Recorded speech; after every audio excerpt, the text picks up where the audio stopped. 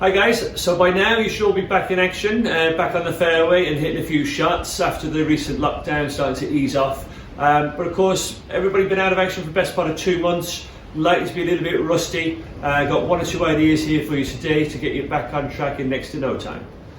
Okay, so first up, just get you back on track technically. A bit of mirror work is always a good one. So using a mirror, a full-size mirror if you've got one, or even just a reflection of a patio door, window, just to check some of your basics, setup and basic swing plane. So what I've got here, I've got a mirror with a piece of tape stuck on it, and certainly one of the key positions there, halfway back, trying to make sure that you're on plane, that this club would point somewhere towards the ball or even a little bit inside the ball. So a little bit of mirror work, trying to get your key positions on track, plane, setup, grip, address position, and of course alignment.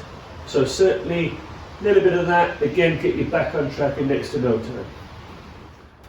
Okay, so it's fair to say over the last couple of months that we've all been a little bit inactive and not been as physically active as we could have been. And certainly with golf, what we'll find is that our speed tends to go off. So we tend to be hitting it maybe a little bit shorter when we come back to golf, not making as full a swing as we could possibly be doing, and certainly, as I said, losing speed. So what we've got here, we've got a little bit of an idea of some speed sticks. If you haven't got these, then you can get hold of a club without a head on it, just a shaft of a club.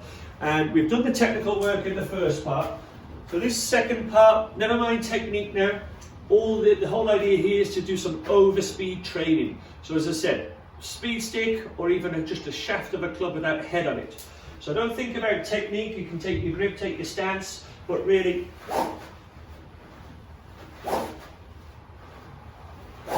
try to swing beyond your limit. We can do that to balance it out from the left side as well. If you're a right-handed golfer, always good to do it on both sides. We typically do sort of 5 swings from each and getting slightly heavier as we go along.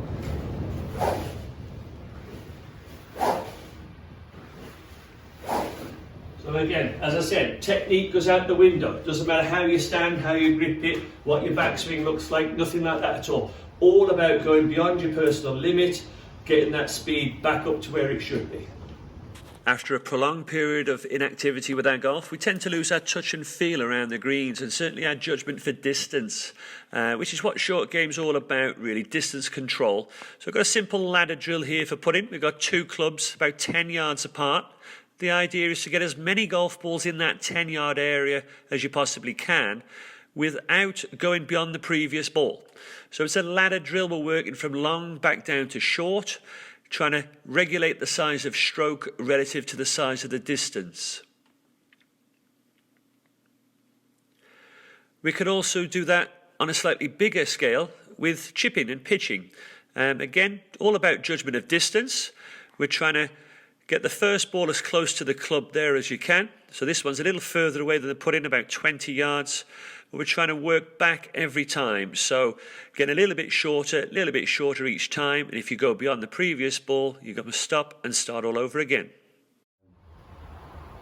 Okay, so there you have it. 3 key things you can do to get yourself back on track straight away, as if you've never been away from golf at all. Certainly some technical work, checking your key positions, some speed, overspeed work to get your distance back up, and then some short game feel, distance control drills and ladder drills to get that short game touch back. Work away on those 3 key things and you'll be playing your best golf in next to no time.